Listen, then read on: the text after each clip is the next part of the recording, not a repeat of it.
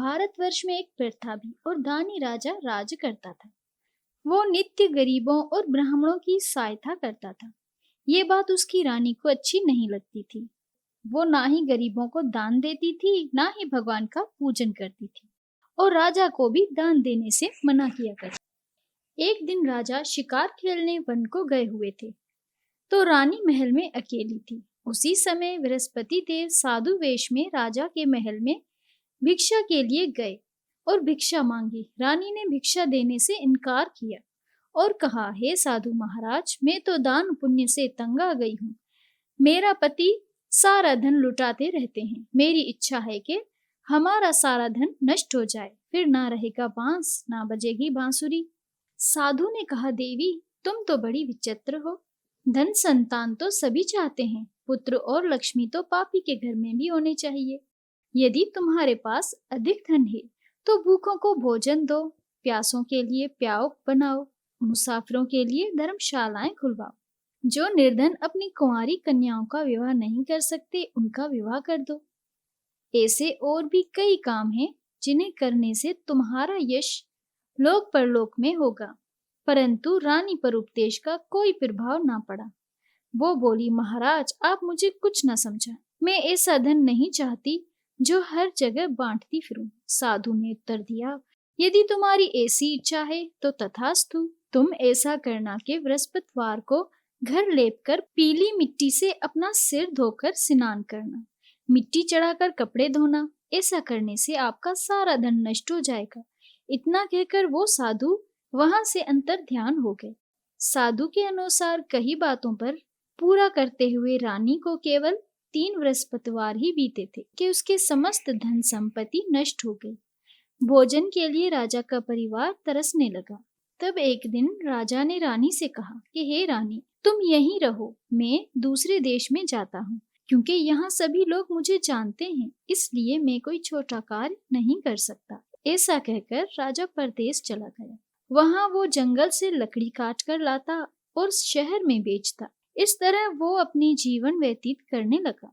इधर राजा के परदेश जाते ही रानी और दासी दुखी रहने लगी। एक बार जब रानी और दासी को 7 दिन तक बिना भोजन के रहना पड़ा, तो रानी ने अपनी दासी से कहा, हे दासी, पास ही के नगर में मेरी बहन रहती है, वो बड़ी धनवान है, तू उसके पास जा और कुछ ले आ, ताकि थोड़ी बहुत गुजर बसर हो जाए। दासी रानी की बहन के पास गई। उस दिन गुरुवार था और रानी की बहन उस समय बृहस्पतिवार व्रत की कथा सुन रही थी। दासी ने रानी की बहन को अपनी रानी का संदेश दिया, लेकिन रानी की बड़ी बहन ने कोई उत्तर नहीं दिया। जब दासी को रानी की बहन का कोई उत्तर नहीं मिला, तो वो बहुत दुखी हुई और उसे क्रोध भी आया। दासी ने वापस आकर रानी को सारी बात बता दी। ये सुनकर रानी ने अपने भाग्य को कोसा। उधर रानी की बहन ने सोचा कि मेरी बहन की दासी आई थी, परंतु मैं उससे नहीं बोली, इसी से वो बहुत दुखी हुई होगी। कथा सुनकर और पूजन समाप्त करके वो अपनी बहन के घर गई और कहने लगी, हे बहन, मैं बृहस्पतिवार का व्रत कर रही थी। तुम्हारी दासी मेरे घर आई, परंतु जब तक कथा होती है तब तक मैं ना ही उठती हूँ और ना ही बोलती हूँ, इसलिए मैं नहीं बोली। कहो दासी, क्यों आई थी? रानी बोली, बहन, तुमसे क्या छुपाऊं, हमारे घर में खाने तक को अनाज नहीं था। ऐसा कहते कहते रानी की आंखें भर आई। उसने दासी समेत पिछले 7 दिनों से भूखे रहने तक की बात अपनी बहन को विस्तार पूर्वक सुना दी। रानी की बहन बोली, देखो बहन, भगवान बृहस्पति देव सबकी मनोकामना को पूर्ण करते हैं। देखो, शायद तुम्हारे घर में अनाज रखा हो। पहले तो रानी को विश्वास नहीं हुआ, पर बहन के आग्रह करने पर उसने अपनी दासी को अंदर भेजा, तो उसे सचमुच अनाज से भरा एक घड़ा मिल गया। ये देखकर दासी को बड़ी हैरानी हुई। दासी रानी से कहने लगी, हे रानी, जब हमको भोजन नहीं मिलता तो हम व्रत ही तो करते हैं, इसलिए क्यों ना इनसे व्रत और कथा की विधि पूछ ली जाए, ताकि हम भी व्रत कर सकें। तब रानी ने अपनी बहन से बृहस्पतिवार व्रत के बारे में पूछा। उसकी बहन ने बताया, बृहस्पतिवार के व्रत में चने की दाल और मुनक्का से विष्णु भगवान का केले की जड़ में पूजन करें तथा दीपक जलाएं, वृत कथा सुने और पीला भोजन ही करें। इसी से बृहस्पति देव प्रसन्न होते हैं। व्रत और पूजन विधि बताकर रानी की बहन अपने घर को चली गई। 7 दिन के बाद जब गुरुवार आया तो रानी और दासी ने व्रत रखा। गुड़साल में जाकर चना और गुड़ लेकर आई, फिर उसी से केले की जड़ तथा विष्णु भगवान का पूजन किया। अब पीला भोजन कहाँ से आए, इस बात को लेकर दोनों बहुत दुखी थी। चूंकि उन्होंने व्रत रखा था, इसलिए बृहस्पति देव उनसे प्रसन्न थे। इसलिए वे एक साधारण व्यक्ति का रूप धारण करके 2 थालों में सुंदर पीला भोजन दासी को दे गए। भोजन पाकर दासी प्रसन्न हुई और फिर रानी के साथ मिलकर भोजन ग्रहण किया। उसके बाद वे सभी गुरुवार का व्रत और पूजन करने लगी। बृहस्पति भगवान की कृपा से उनके पास फिर से धन संपत्ति आ गई, परंतु रानी फिर से पहले की तरह आलस्य करने लगी। तब दासी बोली, देखो रानी, तुम पहले भी इस प्रकार आलस्य करती थी। तुम्हें धन रखने में कष्ट होता था, इस कारण सभी धन नष्ट हो गया। और अब जब भगवान बृहस्पति की कृपा से धन मिला है तो तुम्हें फिर से आलस्य होता है। रानी को समझाते हुए दासी कहती है कि बड़ी मुसीबतों के बाद हमने ये धन पाया है, इसलिए हमें दान पुण्य करना चाहिए, भूखे मनुष्यों को भोजन कराना चाहिए और धन को शुभ कार्यों में खर्च करना चाहिए, जिससे तुम्हारे कुल का यश बढ़ेगा, स्वर्ग की प्राप्ति होगी और पितृ प्रसन्न होंगे। दासी की बात सुनकर रानी अपना धन शुभ कार्यों में खर्च करने लगी, जिससे पूरे नगर में उसका यश फैलने लगा। एक दिन राजा दुखी होकर जंगल में एक पेड़ के नीचे आसन जमाकर बैठ गया। वो अपनी दशा को याद करके व्याकुल होने लगा। बृहस्पतिवार का दिन था। एकाएक उसने देखा कि निर्जन वन में एक साधु प्रकट हुए। वो साधु वेश में स्वयं बृहस्पति देवता थे। लकड़हारे के सामने आकर बोले, हे लकड़हारे, इस सुनसान जंगल में तू चिंता मगन क्यों बैठा है? लकड़हारे ने दोनों हाथ जोड़कर प्रणाम किया और उत्तर दिया, महात्मा जी, आप सब कुछ जानते हैं, मैं क्या कहूँ? ये कहकर रोने लगा और साधु को अपनी आत्म कथा सुनाई। महात्मा जी ने कहा, तुम्हारी स्त्री ने बृहस्पति के दिन बृहस्पति भगवान का निरादर किया है, जिसके कारण रुष्ट होकर उन्होंने तुम्हारी ये दशा कर दी। अब तुम चिंता को दूर करके मेरे कहने पर चलो तो तुम्हारे सब कष्ट दूर हो जाएंगे और भगवान पहले से भी अधिक संपत्ति देंगे। तुम बृहस्पति के दिन कथा किया करो। 2 पैसे के चने मुनक्का लाकर उसका प्रसाद बनाओ और शुद्ध जल से लोटे में शक्कर मिलाकर अमृत तैयार करो। कथा के पश्चात अपने सारे परिवार और सुनने वाले प्रेमियों को अमृत व प्रसाद बांटकर आप भी ग्रहण करो। ऐसा करने से भगवान तुम्हारी सब मनोकामनाएं पूरी करेंगे। साधु के ऐसे वचन सुनकर लकड़हारा बोला, हे प्रभु, मुझे लकड़ी बेचकर इतना पैसा नहीं मिलता जिससे भोजन के उपरांत कुछ बचा सकूं। मैंने रात्रि में अपनी स्त्री को व्याकुल देखा है। मेरे पास कुछ भी नहीं जिससे मैं उसकी खबर ले सकूं। साधु ने कहा, हे लकड़हारे, तुम किसी बात की चिंता मत करो। बृहस्पति के दिन तुम रोजाना की तरह लकड़ियां लाकर शहर ले जाओ। तुमको रोज से दुगना धन प्राप्त होगा, जिससे तुम भली भांति भोजन कर सकोगे और बृहस्पति देव की पूजा का सामान भी आ जाएगा। इतना कहकर साधु अंतर ध्यान हो गए। धीरे धीरे समय व्यतीत होने पर फिर से वही बृहस्पतिवार का दिन आया। लकड़हारा जंगल से लकड़ी काटकर किसी शहर में बेचने गया। उसे उस दिन और दिन से अधिक पैसा मिला। राजा ने चना गुड़ आदि लाकर गुरुवार का व्रत किया। उस दिन से उसकी सभी कलेश दूर हो गए। परंतु जब दोबारा गुरुवार का दिन आया तो बृहस्पतिवार का व्रत करना भूल गया। इस कारण बृहस्पति भगवान नाराज हो गए। उसी दिन उस नगर के राजा ने विशाल यज्ञ का आयोजन किया तथा शहर में ये घोषणा करा दी कि कोई भी मनुष्य अपने घर में भोजन ना बनाए। समस्त जनता मेरे यहाँ भोजन करने आए। इस आज्ञा को जो ना माने उसे फांसी दी जाएगी। इस तरह की घोषणा संपूर्ण नगर में करवा दी गई। राजा की आज्ञा अनुसार शहर के सभी लोग भोजन करने आए, लेकिन लकड़हारा कुछ देर से पहुंचा, इसलिए राजा उसको अपने साथ ले गए और ले जाकर भोजन करा रहे थे। तो रानी की दृष्टि उस खोटी पर पड़ी जिस पर उसका हार लटका हुआ था। वो वहां पर दिखाई नहीं दिया। रानी ने निश्चय किया कि मेरा हार इस मनुष्य ने चुरा लिया है। उसी समय सिपाहियों को बुलाकर उसको कारागार में डलवा दिया। जब लकड़हारा कारागार में पड़ गया और बहुत दुखी होकर विचार करने लगा, न जाने कौन से पूर्व जन्म के कर्म से मुझे ये दुख प्राप्त हुआ है, और उसी साधु को याद करने लगा जो जंगल में मिला था। उसी समय तत्काल बृहस्पति देव साधु के रूप में प्रकट हुए और उसकी दशा को देखकर कहने लगे, अरे मूर्ख, तूने बृहस्पति देव की कथा नहीं करी, इस कारण तुझे ये दुख प्राप्त हुआ है। अब चिंता मत कर। बृहस्पतिवार के दिन कारागार के दरवाजे पर 4 पैसे पड़े मिलेंगे। उनसे तू बृहस्पति देव की पूजा करना, तेरे सभी कष्ट दूर हो जाएंगे। बृहस्पति के दिन उसे 4 पैसे मिले।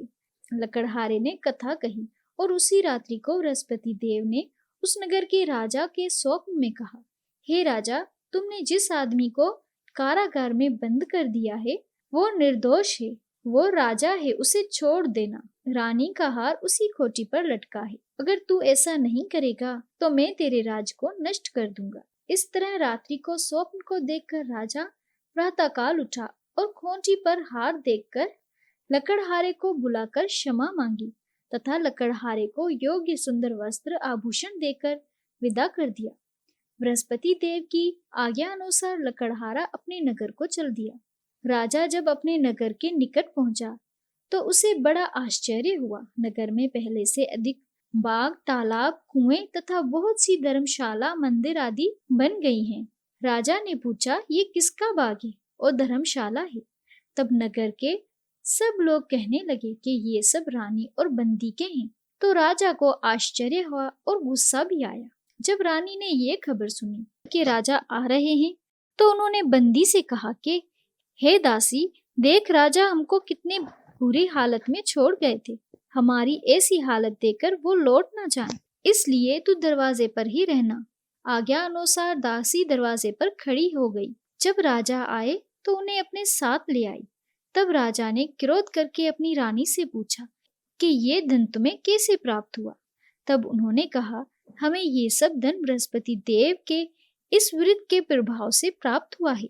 रानी ने निश्चय किया कि 7 रोज बाद ये सभी बृहस्पति देव का पूजन करते हैं। राजा ने निश्चय किया कि 7 रोज बाद ये सभी बृहस्पति देव का पूजन करते हैं, परंतु मैं प्रतिदिन में 3 बार कहानी तथा रोज व्रत किया करूंगा। अब हर समय राजा के दुपट्टे में चने की दाल बंधी रहती थी। दिन में 3 बार कहानी कहता। एक रोज राजा को विचार आया कि चलो अपनी बहन के यहाँ हो आए। इस तरह निश्चय कर राजा घोड़े पर सवार हो अपनी बहन के यहाँ हो चले। मार्ग में उसने देखा कि कुछ आदमी एक मुर्दे को ले जा रहे हैं। उनसे रोककर राजा कहने लगा, अरे मुनिशो, मेरी बृहस्पति देव की कथा सुन लो। वे बोले, लो, हमारा तो आदमी मर गया है और इसको अपनी कथा की पड़ी है। परंतु कुछ आदमी बोले, अच्छा कहो, हम तुम्हारी कथा को सुन लेंगे। राजा ने दाल निकाली और जब कथा आधी हुई तो मुर्दा हिलने लग गया, और जब कथा समाप्त हुई तो राम राम करके मनुष्य उठकर खड़ा हो गया। आगे मार्ग में उसे एक किसान खेती में हल चलाता मिला। राजा ने उसे देखा और बोला, अरे भैया, तुम मेरी बृहस्पतिवार की कथा सुन लो। किसान बोला, जब तक मैं तेरी कथा सुनूंगा तब तक 4 हरिया तेज लूंगा, अपनी कथा किसी और को सुनाना। इस तरह राजा आगे चलने लगा। राजा के हटते ही बैल पछड़ाव खाकर गिर गए तथा किसान के पेट में बड़ी जोर का दर्द होने लगा। उसी समय उसकी माँ रोटी लेकर आई। उसने जब ये देखा तो अपने पुत्र से सब हाल पूछा और बेटे ने सभी हाल कह दिया। तो बुढ़िया दौड़ी दौड़ी उस घोड़े सवार के पास आई और उसे बोली कि मैं तेरी कथा सुनूंगी, तू अपनी कथा मेरे खेत में चलकर ही कहना। राजा ने बुढ़िया के खेत में जाकर कथा कही, जिसके सुनते ही वो बैल उठ खड़े हुए तथा किसान के पेट का दर्द भी ठीक हो गया। राजा अपनी बहन के घर पहुंचा। बहन ने भाई की खूब मेहमानी की। दूसरे रोज प्रातःकाल राजा जगा तो वो देखने लगा कि सब लोग भोजन कर रहे हैं। राजा ने अपनी बहन से कहा, ऐसा कोई मनुष्य हो जिसने भोजन नहीं किया हो, मेरी बृहस्पतिवार की कथा सुन ले। बहन बोली, भैया ये देश ऐसा ही है कि यहाँ पहले सभी लोग भोजन करते हैं, बाद में अन्य काम करते हैं। अगर कोई पड़ोस में हो तो देख हम। वो ऐसा कहकर देखने चली गई, परंतु उसे कोई ऐसा व्यक्ति नहीं मिला जिसने भोजन ना किया हो। अतः वो एक कुम्हार के घर आई जिसका लड़का बीमार था। उसे मालूम हुआ कि उनके यहाँ 3 रोज से किसी ने भोजन नहीं किया है। रानी ने अपने भाई की कथा सुनने के लिए कुम्हार से कहा। वो तैयार हो गया। राजा ने जाकर बृहस्पतिवार की कथा कही, जिसको सुनकर उसका लड़का ठीक हो गया। अब तो राजा की प्रशंसा होने लगी। एक रोज राजा ने अपनी बहन से कहा कि बहन, हम अपने घर को जाएंगे, तुम भी तैयार हो जाओ। राजा की बहन ने अपनी सास से कहा। सास ने कहा कि चली जाओ, परंतु अपने लड़कों को मत ले जाना, क्योंकि तेरे भाई को कोई औलाद नहीं है। बहन ने अपने भाई से कहा कि भैया, मैं तो चलूंगी पर कोई बालक नहीं जाएंगे। राजा बोला, जब कोई बालक नहीं चलेगा तो तुम क्या करोगी? बड़े दुखी मन से राजा अपने नगर को लौट आया। राजा ने अपनी रानी से कहा, हम निर्वंशी हैं, हमारा मुंह देखने का धर्म नहीं है और कुछ भोजन आदि नहीं किया। हे प्रभु, बृहस्पति देव ने हमें सब कुछ दिया है, वो हमें औलाद अवश्य देंगे। उसी रात को बृहस्पति देव ने राजा से स्वप्न में कहा, हे राजा, उठ, सभी सोच त्याग दो, तेरी रानी गर्भ से है। राजा की ये बात सुनकर रानी बड़ी खुश हुई। 9 महीने में उसके गर्भ से एक सुंदर पुत्र पैदा हुआ। तब राजा बोला, हे रानी, स्त्री बिना भोजन के रह सकती है, पर बिना बात कहे नहीं रह सकती। जब मेरी बहन आए तो तुम उससे कुछ मत कहना। रानी ने सुनकर हाँ कर दिया। जब राजा की बहन ने ये शुभ समाचार सुना तो वो बहुत खुश हुई तथा बधाई लेकर अपने भाई के यहाँ आई। तभी रानी ने कहा, घोड़ा चढ़कर तो नहीं आई, गधा चढ़कर आई। राजा की बहन बोली, भाभी, मैं इस प्रकार ना कहती तो तुम्हें औलाद कैसे मिलती? बृहस्पति देव ऐसे ही हैं, जैसी जिसकी मन में कामनाएं हैं सभी को पूर्ण करते हैं। जो सद्भावना पूर्वक बृहस्पतिवार का व्रत करता है एवं कथा पढ़ता है अथवा सुनता है, दूसरों को सुनाता है, बृहस्पति देव उसकी सभी मनोकामनाएं पूर्ण करते हैं। भगवान बृहस्पति देव उसकी सदैव रक्षा करते हैं। संसार में जो मनुष्य सद्भावना से भगवान जी का पूजन व्रत सच्चे हृदय से करते हैं तो उनकी सभी मनोकामनाएं पूर्ण करते हैं। जैसे सच्ची भावना से रानी और राजा ने उनकी कथा का गुणगान किया तो उनकी सभी इच्छाएं बृहस्पति देव ने पूर्ण की। इसलिए पूर्ण कथा सुनने के बाद प्रसाद लेकर जाना चाहिए। हृदय से उसका मनन करते हुए जाकर बोलना चाहिए। तो भक्तों, प्रेम से बोलिए, बृहस्पति देव की जय, भगवान विष्णु की जय।